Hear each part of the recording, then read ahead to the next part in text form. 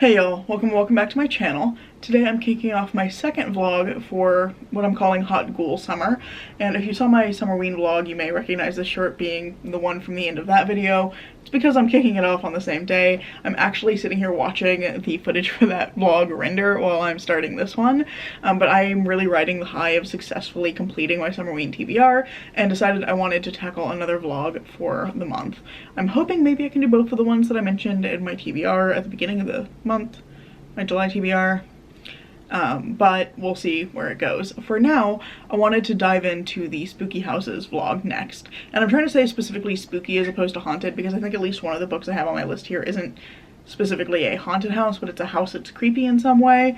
So trying to keep it a little broader, just spooky houses in general. But I do have 3 books I want to try and tackle for this vlog. So first up we have Grady Hendrix, How to Sell a Haunted House. This one came out, I think it was last year. This is not his most recent release, but the one before it. And I heard a lot of mixed reviews of this one, but I managed to pick up a cheap copy at a used bookstore that I really like, so I decided I'd go ahead and give it a try. And I'm really just continuing on my role of reading Grady Hendrix. I think I had 4 Grady Hendrix books on my shelf overall, and I will be finishing them off with this one, because I'd read Horror Store for Summerween, and I read Southern Book Club's Guide to Seeing Vampires last month for Shelf Control. So really just polishing off all the Grady Hendrix books on my shelves, all the ones I currently had. So this is the first one I'm probably going to read because I've mentioned in a couple of other vlogs now that his work tends to take me longer than I think to read, so this is where we're starting. And then I also have 2 others that are shorter that I'd like to get to.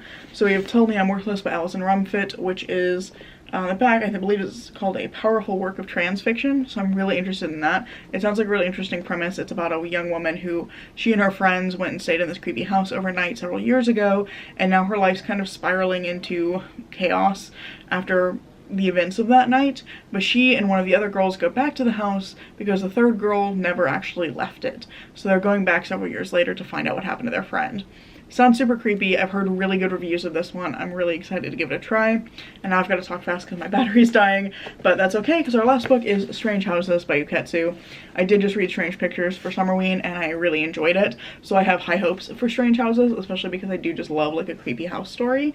And this one has, I'm hoping, lots of diagrams and pictures like the previous book did, but the premise is that an author and an architect are looking into the blueprints of some houses that seem normal at first but become like increasingly creepy the more you look at them and the more you like peel apart what the blueprint is actually showing. So I just think that sounds really fun and really interesting, and I thought it'd be a nice little departure from the vibes of both of these. So yeah, that is what I'm hoping to try and read this week, and we'll just see where I get. But for now, I am diving into How to Sell a Haunted House first, and I'll be back at some point with some thoughts. I am visiting my mom this week, which means I've had lots of reading time, and I am about 250 pages into How to Sell a Haunted House by Grady Hendrix. I almost DNF'd this, but we'll come back to that because first I wanted to give you a general idea of the premise.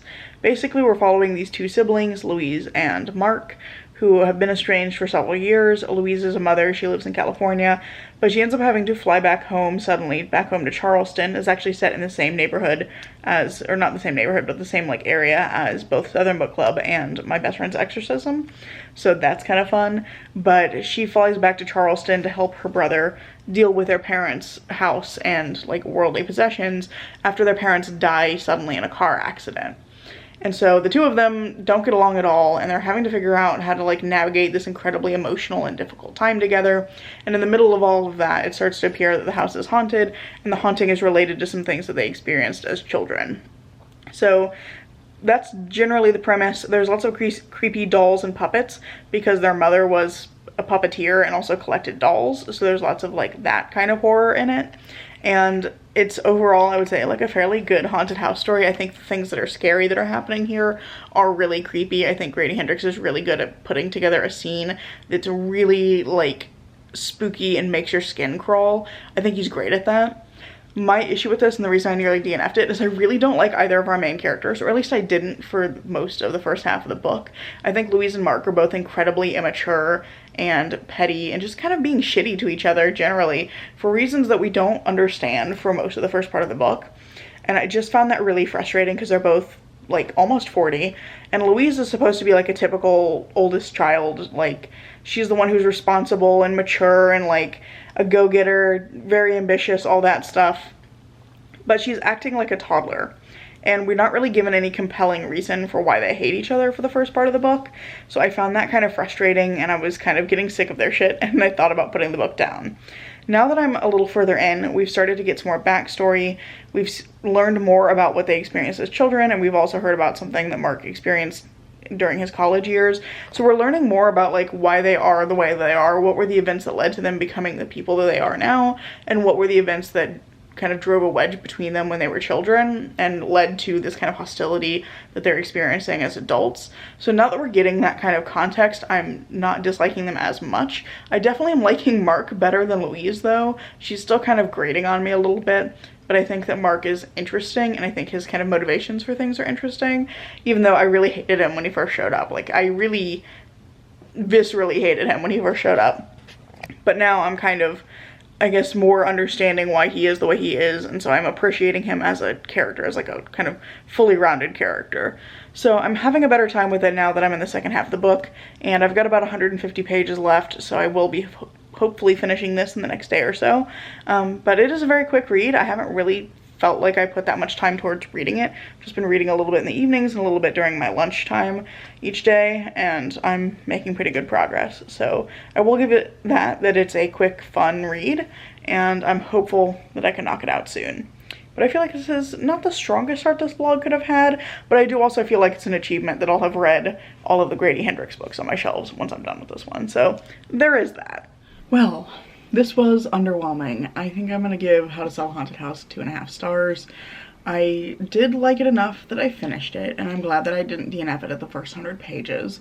But I think ultimately the horror lacks a consistent internal logic, which makes a lot of what the villain is capable of doing in the later part of the book kind of unearned. He feels a little bit overpowered in a way that just doesn't work for me and for what this is. I think the premise is also pretty misleading. How to Sell a Haunted House. It's not really about the house for like 95% of the book. They're in the house at various points, but the haunting isn't really about the house itself. There's more of a possessed puppet thing going on. So I found that kind of disappointing, but mostly it was this kind of lack of internal logic that bothered me. That, and the characters just kept making the same stupid mistakes over and over again. So it felt a little bit overly long too. I think we had too many sequences of them getting overwhelmed in the house. Because again, it was in the house, but it wasn't about the house. That is the distinction. But there were just like too many instances of them being kind of overwhelmed in the same ways over and over again. And then a lot of stuff could have been averted if Louise had just fucking communicated with people. Sorry for the language, but it was really annoying me. She kept thinking, I should tell so-and-so, you know, X thing, and then not doing that. And it was just really frustrating because it felt like she just never learned from her mistakes and the experiences that she was having as a result of not communicating openly with other people. So yeah, that was a little frustrating. Also, for a book about family, the family plays a like remarkably small role. I wanted more of the like family dynamic and more of the family interacting, and it was really mostly just Louise and Mark. So this just fell flat for me in a lot of different ways. That said, there were some things I liked. I think this does have some really fantastic like horror moments. There's some things in here that genuinely made me cringe and have to kind of look away from the page for a few minutes. It was really like vivid imagery. There were some really creepy things happening, and I appreciate the like craft in those moments. I think that Grady Hendrix is great at making a really vivid, almost like train wreck like horror moment where you're like horrified but you can't look away. I think he does a fantastic job at that. Also really realized he likes a good creepy rodent, because this is the third book of his in a row that I've read that has creepy rodents in it. So that was fun. Yeah, I think there's some positives here. Grady Hendrix's writing is always like pretty solid. He did do this thing where he kept repeating sentences or like repeating descriptions in a way that I found kind of annoying in this one. But it wasn't like egregious. It was just like here and there there'd be a repeated description. So it wasn't too bad. But overall, I would say this just fell flat on its premises. It is a book about grief and about the harm created by refusing to let go and refusing to like process your grief, the way that it hurts yourself and others. There's also a lot of in here about like family secrets and the way that family can both like help us and harm us. So some really big interesting ideas, just not executed as well as I would have liked in this book. So yeah, that's where we're at there, and now we can move on to our next read, which I think I'm gonna read, if I can figure out where to put this. I have not given myself a good spot to put this book. I think I'm gonna read Tell Me I'm Worthless next, because I think if it follows the like vibe of Strange Pictures, Strange Houses is gonna lean a little more on the mystery side of things, and I think it'll be fun to like end the video on a slightly lighter vibe, whereas like this one is going to be pretty dark. This is about a haunted house or some sort of like creepy house, and it's also very much about fascism. So it's gonna be dark, it's gonna be difficult, and so I feel like it'll be good to get through this one here in the middle and then like move on to this, which I think is probably going to be a little bit on the lighter side if it follows the format of Strange Pictures. But for Tell Me I'm Worthless, this one's about 3 young women who stayed in a house one night like 10 years ago or some number of years ago, and one of the friends never made it out of the house. So now, oh, it's 3 years ago. That's what it is. So 3 years ago, these 3 women stayed in a house. One of them, I think our main character is a trans woman as well, possibly. But they stayed in the house together, and then one of them never made it out. They're going back to try and see if they can figure out what happened to her. And there's an author's note at the beginning that I thought was interesting, that mentions Tell Me I'm Worthless is a book about 2 things primarily, and those things are trauma and fascism. So I think that's going to be interesting. I'm curious to see how the house is going to represent these ideas and what these characters are going to go through, but I know it's going to be pretty dark, so that's why I want to go ahead and get through this one next.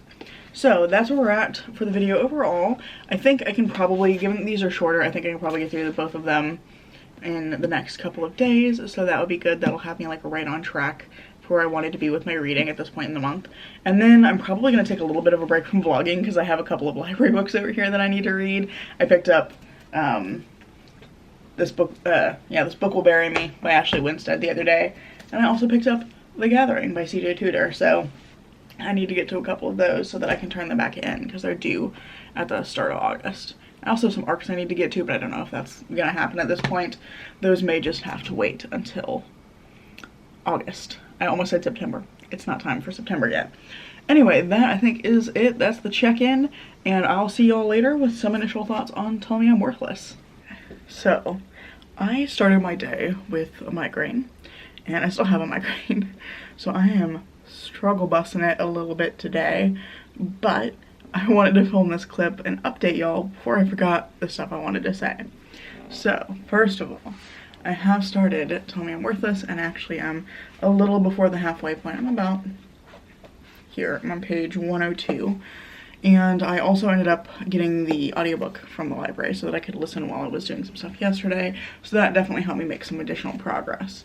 And I'm finding this really interesting so far. I will say it's not subtle with its discussions of trauma and fascism. That is very much in your face. There's a lot of really dark content. We have characters who are abusing drugs, characters who are self-harming and attempting to kill themselves. We have characters who are just grappling with a lot in their lives as a result of both like the positions that they hold in society and the specific events that happened to them in this house however many years ago. I think it's three years ago.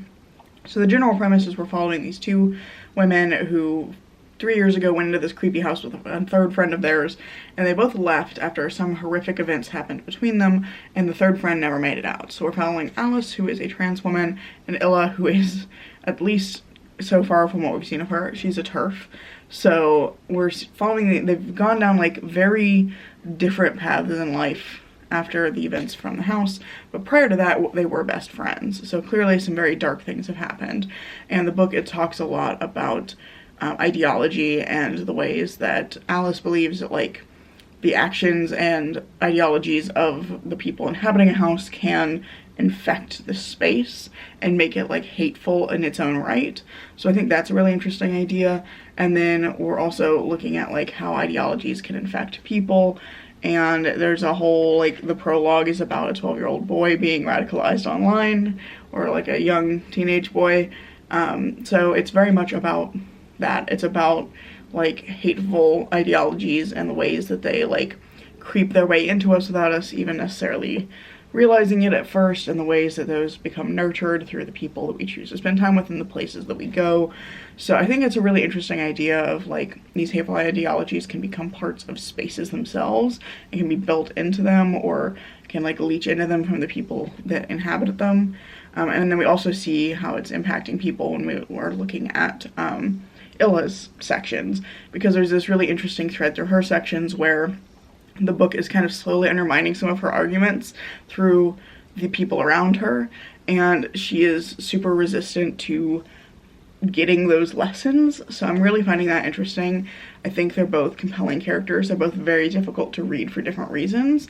I think that it's a very sad book in the way that it's discussing both of these women, but I'm curious to see where this is going to go. I'm curious to see what's going to happen with the house when they eventually get to it, because I know that they are going to at some point go to the house to try and figure out what happened to Hannah, but at this point they have not actually made it to the house. But that said, the house is still like very ever present in their lives. It haunts them both in very different ways, and then we're also getting some perspective points from the house itself, which I think is really intriguing. So the house itself has like a consciousness. Yeah, it's a really interesting book. It's a lot. It's very heavy.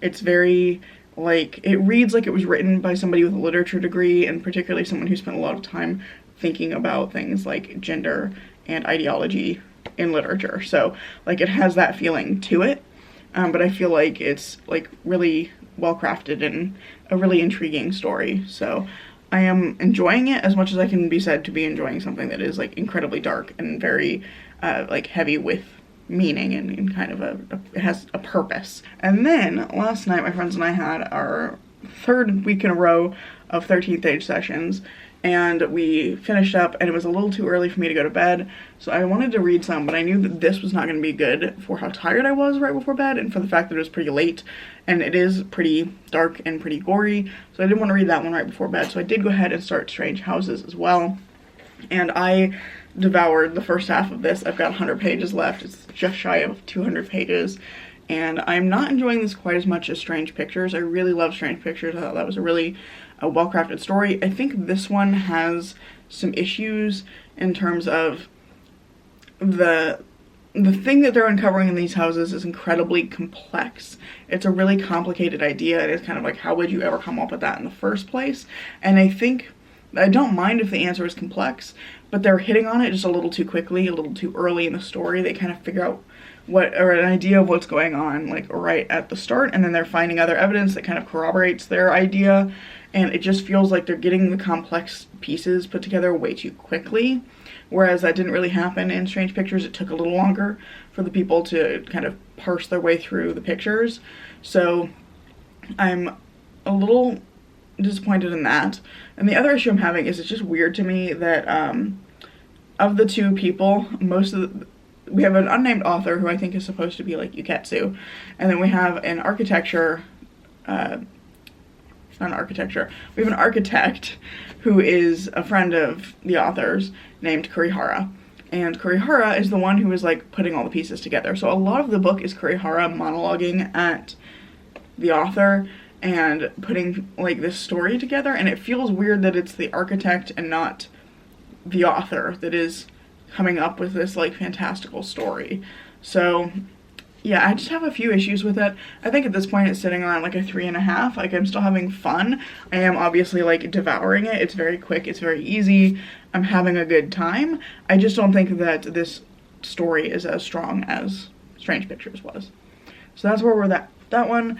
My goal is to try and finish both of these today, but it is currently 11 o'clock. I meant to get started earlier, but then again, I woke up with a migraine, and I ended up just sitting up for a little bit with my partner watching YouTube, and then I took a nap. So it's just before noon. I don't know if I'm actually going to manage that, but we'll see where I get, and I'll come back later with some final thoughts on something, hopefully. I think I'm going to have to do another Spooky Houses vlog at some point in the future, because there are a lot of like recent or new releases, or not recent or new, some recent or upcoming releases, that's what I mean, that are spooky houses. Like there's House of Beth, which is, I have a list open over here, Carrie Cullen. It Was Her House First by Sherry Priest, Play Nice by Rachel Harrison, and there's also an interesting like nonfiction called How to Build a Haunted House by Caitlin Blackwell Barnes that sounds really interesting. So, or is that Barnes or Baines? I think it's Baines, but my iPad has auto-corrected it to Barnes. Anyway, lots of interesting Spooky House books coming out soon, and I feel like I'm gonna have to do like another edition of this video.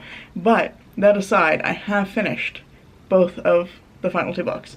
So we'll start with Tell Me I'm Worthless, because I started that one first and I also finished it first. And I am really sad to say that this book disappointed me immensely. I think this book, similar to my feelings about I'm a Fan several months ago, it gets bogged down in its own ideas, where it's trying to be a book about something, about a big idea, and it gets so caught up in that it forgets to be a story. And so a lot of it reads like a sort of philosophical essay on fascism and the ways that ideology leaks into our lives in ways we don't necessarily notice, how people become radicalized, things like that. It's very focused on that, and this book is not one that's trying to be subtle about its point. It's not trying to kind of guide you there through like subtle imagery or symbolism or anything like that. It is very straightforwardly, England is the house and the house is fascism, and fascism infects our lives everywhere. Like, that is it. That's what this book is saying for the most part. And I think aside from that, the bits of story that we do get are really creepy. There is one section where we get the backstory of what happened in the house the first time the group went there that I thought was really creepy and really well done. That was probably my favorite part of the book. It also has this cool like experimental bit in it that I don't want to tell you too much about it. I don't want to like ruin it for you if you want to read this book, but there is this really cool section where a character is seeing things in 2 different planes of reality, or 2 versions of reality, and it splits everything into like 2 columns of text, so you're reading like the 2 versions of reality next to each other. I thought that was really cool. It was a really cool use of formatting, and I think that was maybe my favorite part of the entire book. I also really like the sections that are from the house's point of view, as we're learning a little bit more about the background of the house. But overall, I think that because it got so bogged down in its own ideas, the pacing was really poor. The first half of the book feels like it just doesn't go anywhere. There's these like relationships that get established for both of the main characters, Alice and Illa, and those character relationships basically go nowhere. Those characters mostly just disappear off the screen. The events that happen in the first part of the book just kind of disappear from view as soon as we get to the point where Alice and Illa are interacting with each other again. So that was a little bit frustrating. And then also I felt like the conclusion is just really rushed. It takes an extremely long time for them to get to the house. The back of this book tells me these 2 women are going back to the house where all this happened to figure out what happened to Hannah and to like reckon with what happened to them previously. And it takes so long for them to get there that then the events in the house feel very rushed, and it just doesn't, it's not satisfying for all the build-up that you get. On top of that, this does some interesting like experimental things with text that I feel like didn't work.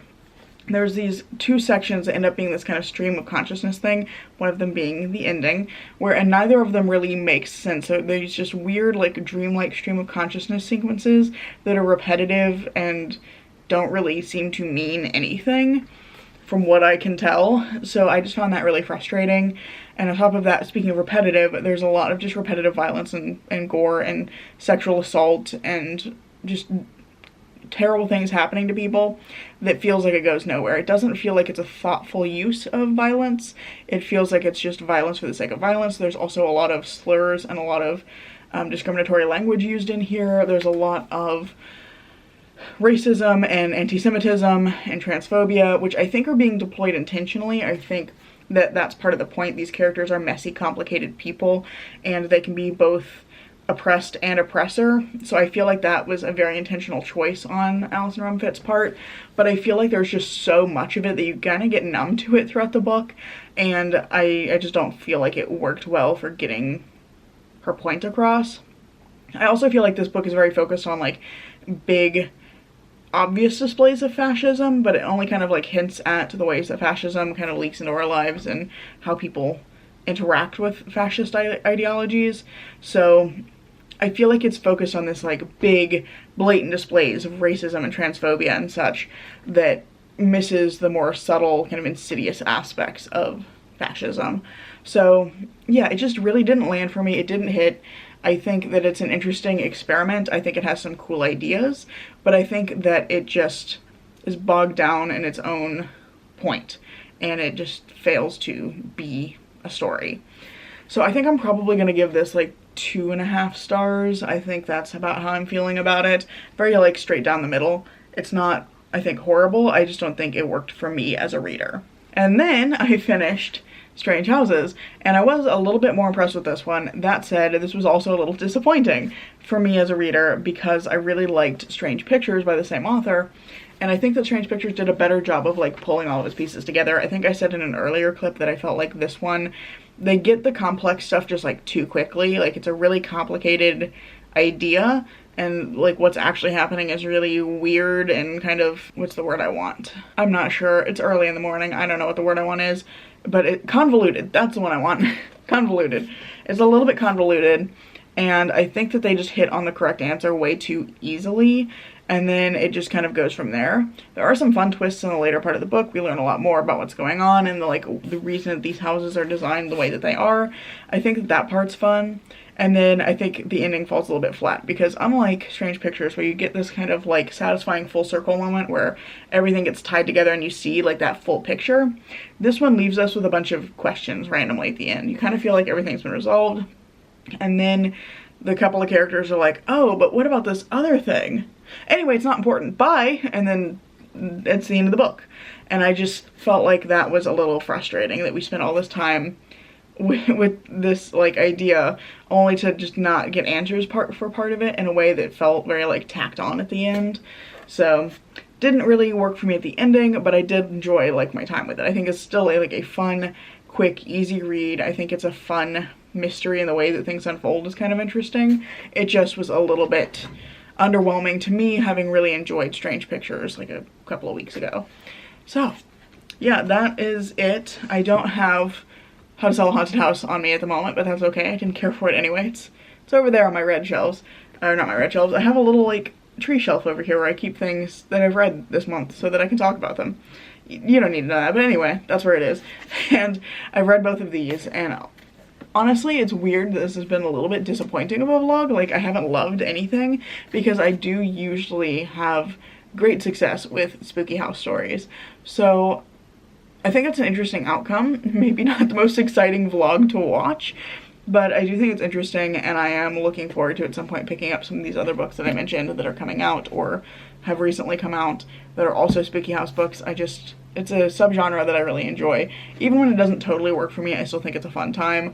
So I am looking forward to checking out some of these other ones that are coming out or have come out recently.